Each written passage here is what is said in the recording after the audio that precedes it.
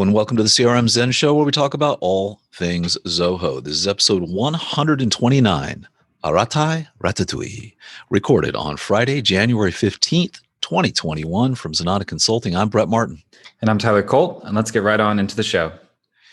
So we'll start with our announcements as we usually do. If you don't know, we've got our webinar coming up on January 19th at 10 a.m. Pacific time, and it's going to be a complete Zoho 1 2021 product overview. We're going to go through the suite kind of as it evolved over the last year or so, any new changes, and make a quick run of all the apps. We did this one last year, and we'd love for you to join us.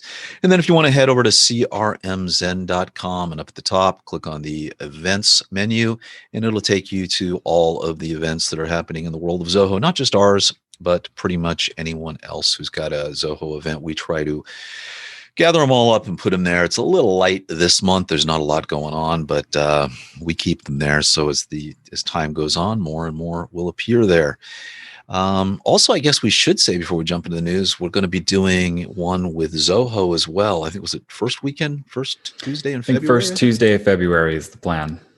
Yeah, and it's going to be on, it's the Zoho 1 team is actually reached out to us. Want a big shout out to those guys, Dylan Mahood. And we're going to basically do something on the finance suite and CRM and some of the more cool type of integrations and things that we can do, things we've done over the time. So it's not going to be, this is not a beginner's overview or anything like that. It's going to be a little more detailed and in depth, but I think we've got some cool stuff lined up for that as well.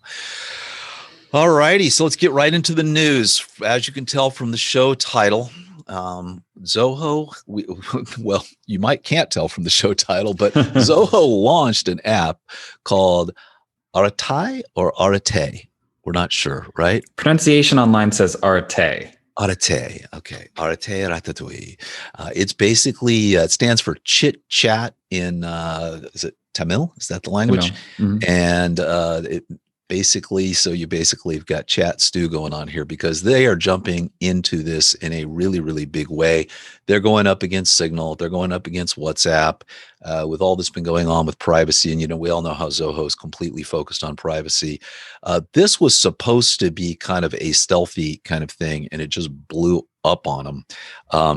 This article was written on January 11th, 4 days ago, and the Google Play Store at this point had over 10,000 installs. I don't know what it's up to now, but it's a good app. I don't know. Did you have a chance to play with this at all? Yeah, I haven't played with it too much yet, but I'll have to take a crack at it. I mean, I know that there's a lot of issues popping up with privacy around WhatsApp. So applications like Signal and other competitors, I think it's a good time to try to gain some market share in that space for sure. Yeah, it is. And it's how many installs? 1,000 reviews. That's just the reviews. So that's really good. 1,000 reviews. Wow. I don't even know where you get the number of downloads. I wonder where they got the number of downloads from. 50,000 plus installs already. So it was uploaded on January 11th. In 4 days, there are over 50,000 installs.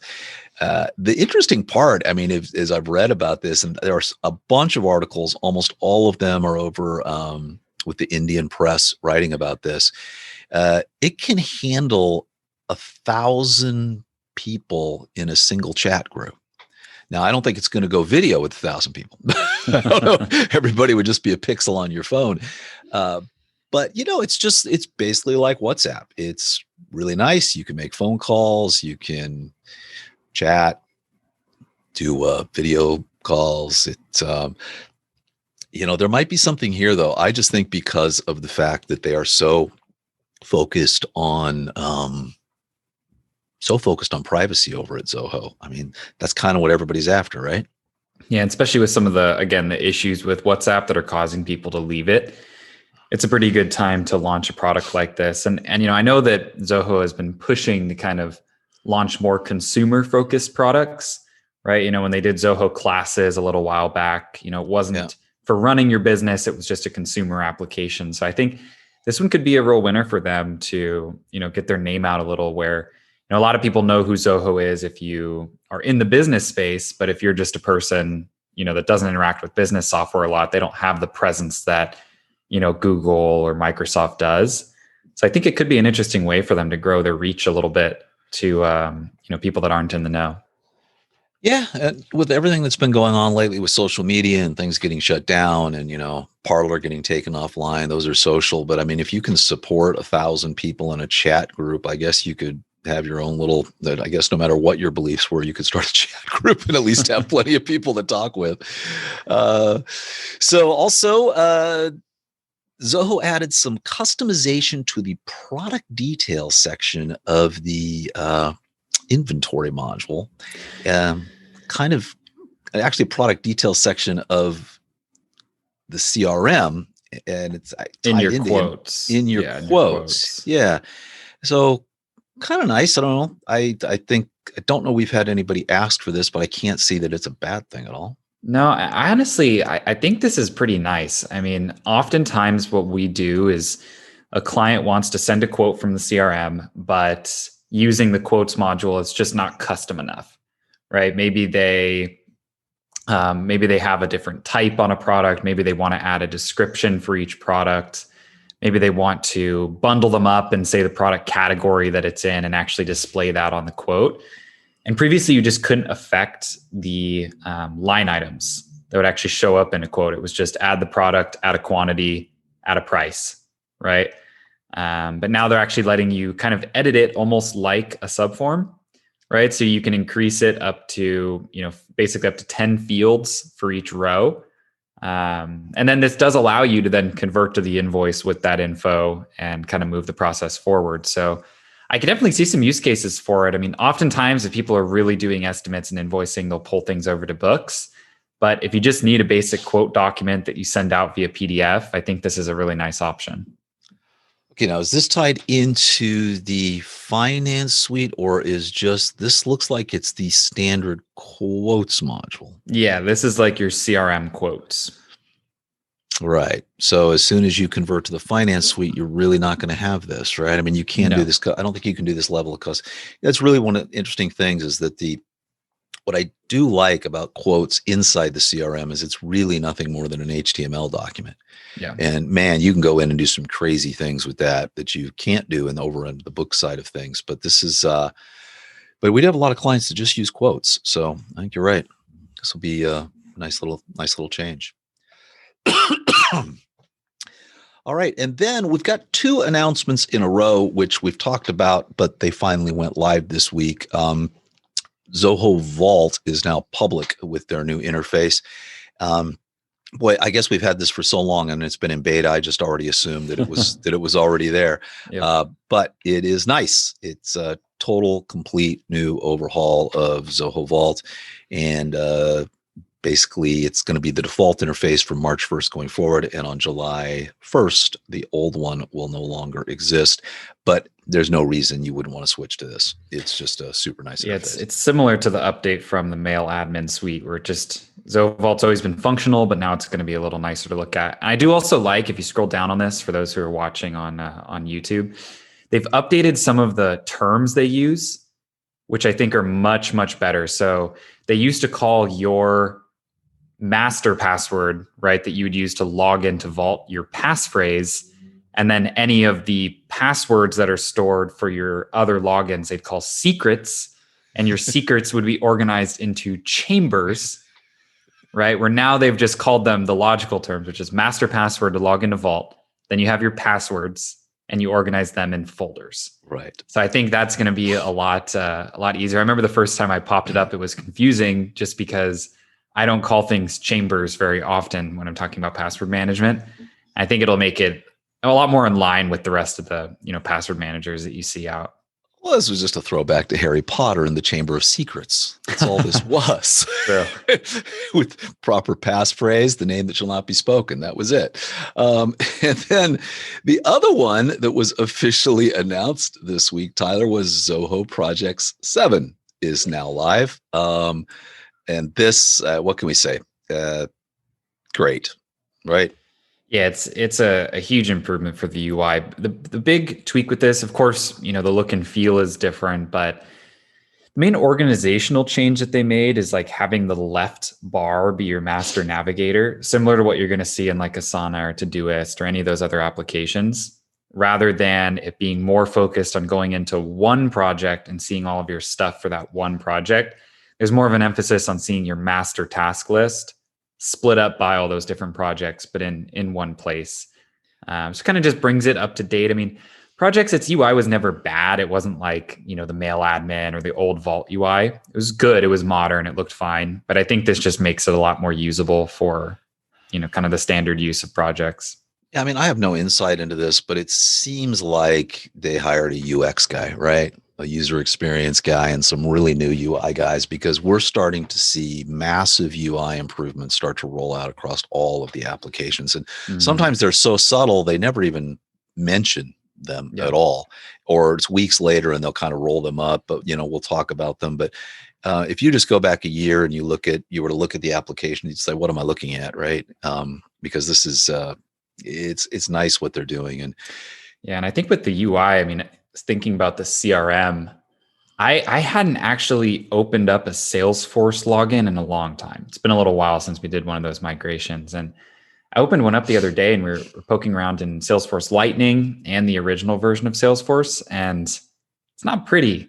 The stuff that Zoho's doing in the CRM with the list view management, canvas view, the ability to just show all of your different related lists, like it is head and shoulders, at least. And obviously I'm very biased, right? I stare at Zoho all day, but I like it a lot more than really any of the other CRMs that I poke around in on a regular basis. And I think they're kind of improving it across the board.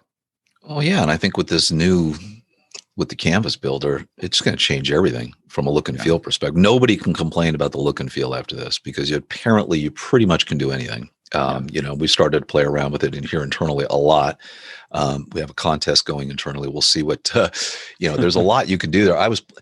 It's really interesting because I was trying to copy some of the screenshots that we were looking at last week. And it appears you actually can take an image and drop it in as the entire background and then make that image scalable, which is how they got some of those big curves on the background and things like that.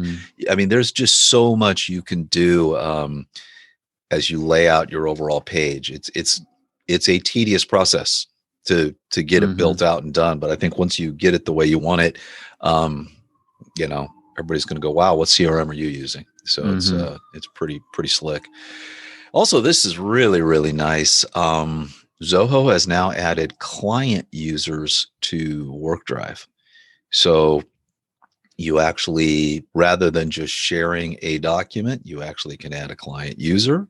You can give them various, this is just head and shoulders above what we see in a lot of things that are out there. So, they have improved their level of sharing and permissions and roles down in WorkDrive so much that it's just good stuff. Oh, it's a really slick application. I mean, more and more, what we're finding as a huge benefit of using it, especially with client accounts, is that it's in that same ecosystem, right? I can write a script that when a certain thing happens in a deal, it goes and it makes a WorkDrive folder and it makes a bunch of subfolders, and then it brings back the links and stores. It's just the integrated nature of having all of your doc management in the same place as all of your workflow is so nice. And then they just continually layer on features like this. I mean, it's a better application, I think, than most of the other file management tools you could be using. It really is. I was talking to someone the other day that was using it. It was one I hadn't seen in just forever, like Filebox or something like that. And they were just complaining about just how bad it was. And I mean, what they've done with the meta tagging and the metadata and all of the various things, and then the granular level of sharing, all of the complaints I think we had about this a year ago were mostly around sharing and organizing that. And now they're just gone. So good on you, Zoho. All right. And then Workrily has added temp scheduling from the temp module. So I guess this has been a long requested feature. And since we have yet to do a single Workrily deployment, it's hard for us to really say around this. But if I'm reading this correctly, temps can temps log in and schedule, or you can schedule directly from the temp module? I'm not certain. I think it's scheduling directly from your temp. So if you've got, if you look at the screenshot here, you're basically pulling up a list. You can filter it based on the job that you need and then just schedule from the temps module rather than scheduling from a job module, right? So I'm looking at my list of people and I'm scheduling from there rather than I'm looking at my list of jobs and scheduling people for those jobs, right? Nice. Yeah, it seems like a much more intuitive way of doing this. Yeah, absolutely. Yeah, we really got to play with this. And I know that there's going to become a time when we're going to need to use this. So, all right. And then moving on, we have yet more Zoho news. We have a whole bunch of new features rolled out in Zoho Analytics, Tyler. Yeah, so kind of a variety of updates here. They've now added the Zoho expense into Zoho Finance Analytics. You're able to pull in your expenses. Again, this is similar to the rest of the finance suite. It's pretty robust, right? So you're able to pull in, the expense line items, who actually filed that expense. They've also, this is one of those, I thought they had this moments. They're saying that now the Zoho Finance apps are available as individual connectors. I thought they already were, and I'm pretty confident they already were. I know that they have the Zoho Finance Master Connector, where I can say, pull me everything from all my different finance apps in one connection. But I can say with a pretty high degree of confidence, these were already here. And you could already pull books or pull inventory or pull subscriptions in independently. But maybe I'm wrong. I could be. And then lastly, they've kind of rolled out a few extra updates around Zia, right? So they're helping you do some predictive analysis. So an example they have here is like, show me the sales trend for the next 6 months, right? And maybe it's going to project that based on last year's data. If we look at the image here, you can see from March 2019, there seems to be a little dip there that goes into the next month. And so they're trying to show that in your projected sales.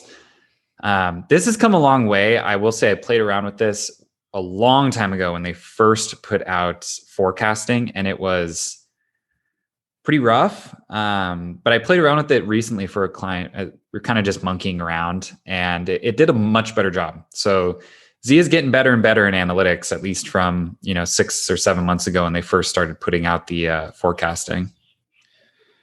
Yeah, I can't quite figure out. I mean, Zia has become kind of the catch-all for so many different products. Whether it's your grammar checking, they're saying that's in Zoho Writer, and in the CRM, it's doing different things. It's basically more like deep learning. I'm not sure it's artificial intelligence at all. It's basically, they're trying to learn this stuff, but they do seem to be getting better on it. But there can't just be one Zia team, because there's just too much going on with Zia across the board. It's just got, it's in too many different things. So it's hard to say, but it's good. It does get better. That's one of the things you got to say about Zoho, is they continually improving the product. So, all right, Zoho Notebook, so close. They've added co-working and sharing. Now, they had sharing before, because we talked about this ability to share, I thought, but it was very limited in the sharing aspect. But now it looks like they've added this co-working feature, which I'm guessing allows you now to both edit notes. Before, you could share a note, but the other person couldn't do anything with it, if I remember. So now you can actually share a note and do something with it. Yeah, and that's a big update, right? Because this is one that I remember a long time ago. I had a quick meeting with Wayne, our director of marketing, just to jot out a couple ideas. I don't even remember what the process was. And we pulled up Notebook because the UI is great. It's super pretty, And so I started taking some notes.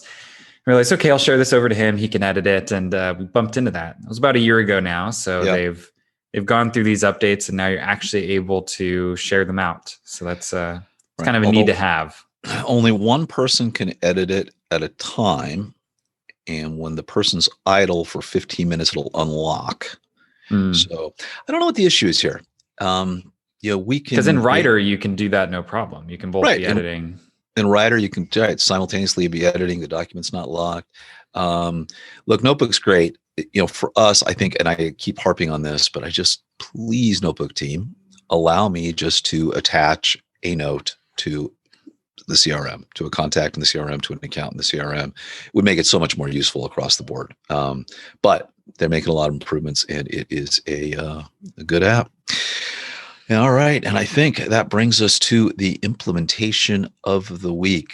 We were talking about this a little bit before. So SurveyMonkey and CRM. Yes, this was an integration that we did basically to automate the delivery of NPS surveys via CRM workflow. So this is actually something that I didn't know this off the top of my head, but SurveyMonkey was kind of the originator of the NPS survey, right? So they can actually send an NPS or a Net Promoter Score survey that has a little trademark, right? And it's like the official NPS survey. Now, all NPS surveys are the same, right? 1 through 10, do you want to recommend us? But, they have some pretty fixed methodologies around follow-ups and around some of the tracking that they do that sets it apart. So, our client wanted to specifically use them, but also be able to track some information back in the CRM. So, we jumped on a quick call. I turned on the SurveyMonkey plugin for the CRM, thinking, cool, this is a quick one. It's already pre-made. But it did not quite work. It added like 4 different modules to the CRM, and like sending the survey felt a little clunky. You couldn't customize the email template that would go out, right? And they had very specific language. They actually built some HTML that they wanted to send for the email template that would like embed the first question, right? So you click that first question, it pops the form, which if you're doing surveying, embedding that first question is going to increase your survey completion rate significantly. And lastly, the plugin was a little buggy. I tested it myself and it emailed me the survey about 4 times, once per minute. So we decided we weren't going to use that because that's going to lower your NPS rating if you email someone 5 times to take it within 5 minutes.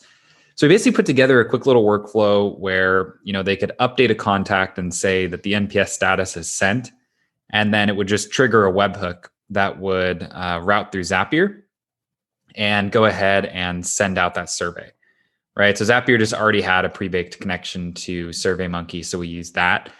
One of the cool things about it is that you could actually take HTML and just put it into the Zap, and it'll use it as the email content. So everything just translated perfectly. They designed all their templates in SurveyMonkey and then just copy pasted the HTML over, and it worked totally great. And then we just set up a quick reverse where once Tyler at Zenata completes that survey, Zapier comes back and updates any of their responses back into that customer record. Because in their CRM, they've already got titles and they've got industries and they know what company everyone's at. So by getting the data back to the CRM, they can run a report and say, what's the NPS average for all the contacts at our top 10 accounts, right? And actually report on this in comparison to CRM data. So it's overall pretty quick build out, as a way to work around some of the issues with the plugin, but they'll be rolling it out next week and sending out some surveys to their clients. So this is just completely plug-in free. Yeah, just plug-in free.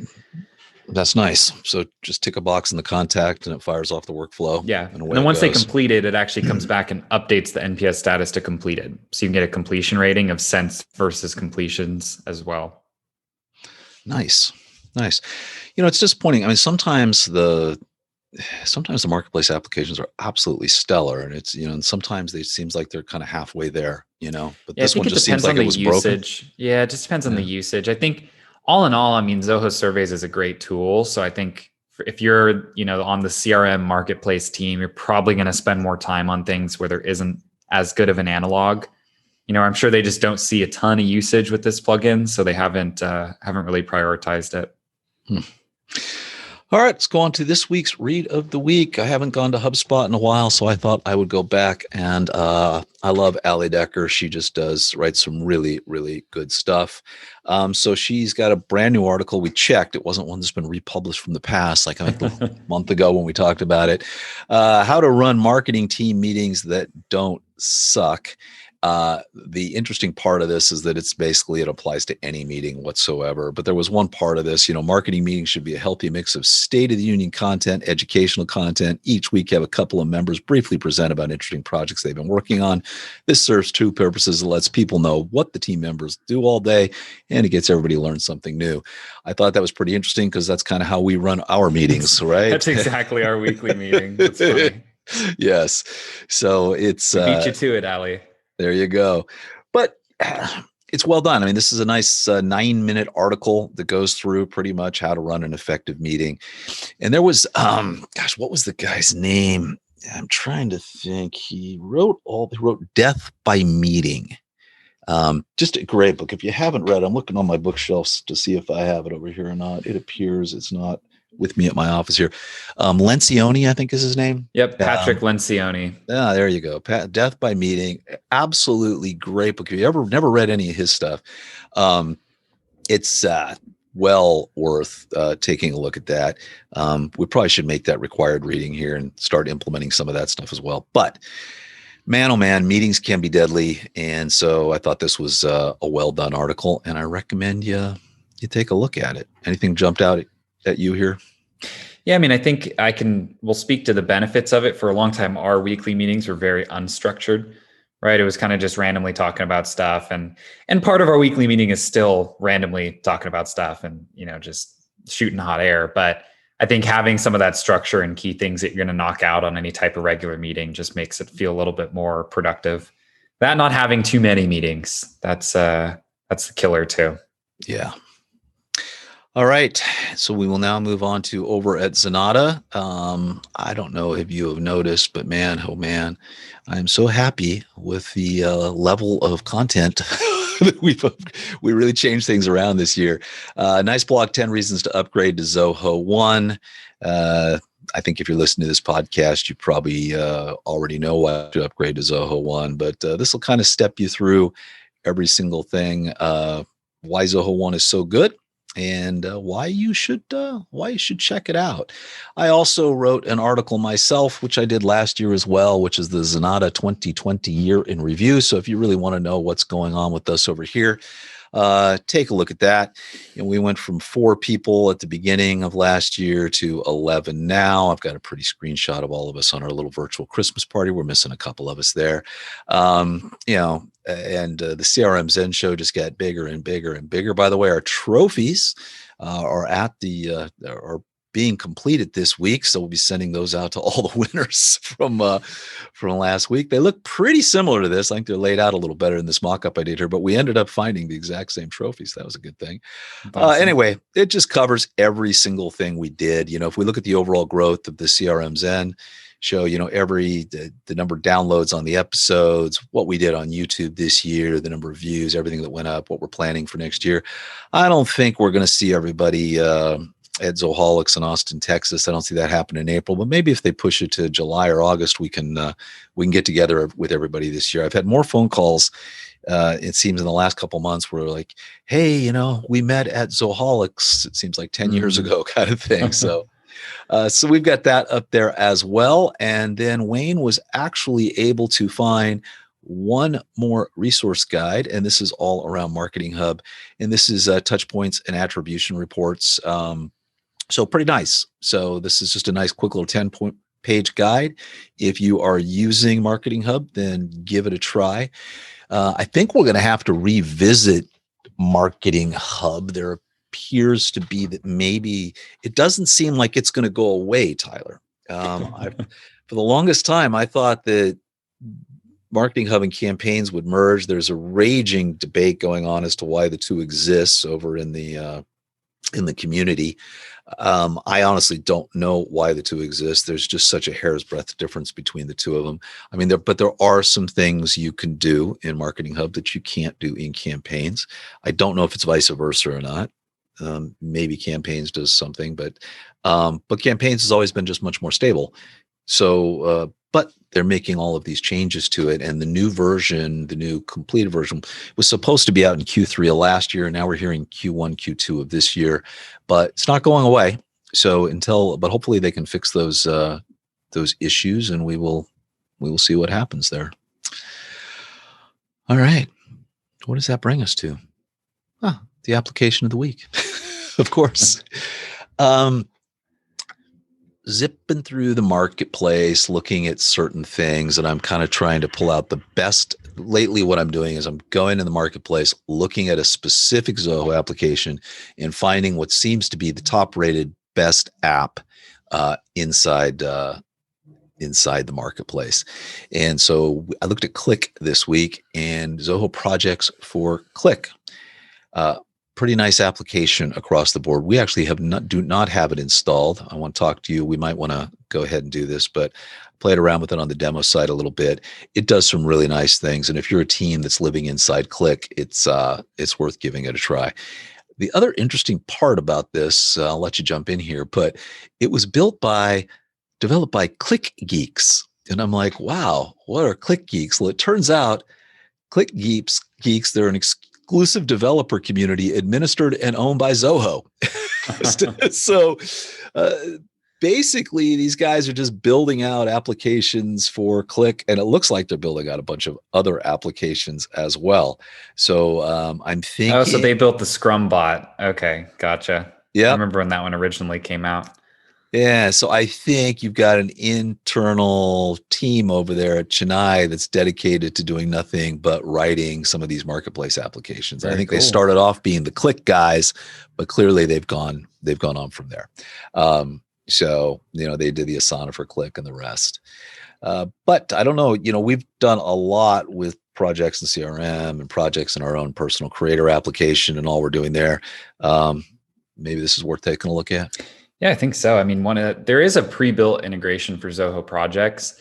The one challenge with it is that each project must create its own channel for notifications. So if you work on a lot of projects, but each one isn't very big, that can be a little bit unwieldy. So I'd be interested to see if this can kind of solve that problem and centralize some of the notifications. Because it makes sense. The way that Zoho set it up makes sense if you're working on really big projects with specific teams. But for us, we work on a ton of different projects, that generally aren't as deep. Some of them are, but oftentimes, they're not 90 tasks at once. So I'd be interested to see if this can kind of solve that issue with the default integration. Yeah, I think you can custom. I mean, you don't have to use this. I mean, if you remember a while back, Zoho published Cliq to Connect. Mm-hmm. And that was just a script, and you could basically go in and edit that script, and you could deploy it that way as well. And anything you're doing inside of Cliq, all kind of, if you're watching our show, kind of has this similar thing, right? It's got the nice little pop up, and you can fill in whatever forms you want. So I think you can do a bunch with this, but it looks kind of nice. So we'll have to play around with it. All right. And then that brings us to our tip of the week. We've got this whole beginner's guide series. So we dropped the second one. Tyler and I sat down and recorded 4 tips for Zoho Desk. I think last week was managing a ticket. And then this week is basically how to set up the knowledge base. 8 minutes. It's over on YouTube, or you can just go straight into our website. And we've got the link there as well.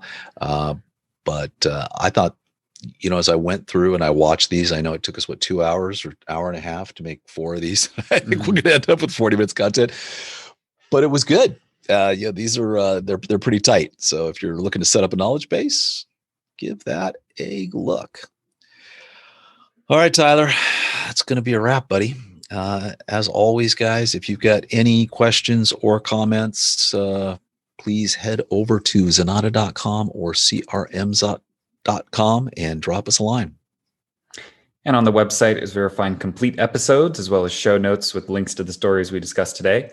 As always, you can follow us on your favorite social media platform and subscribe to us on your favorite podcast app as well as on YouTube. We'll see you next Monday.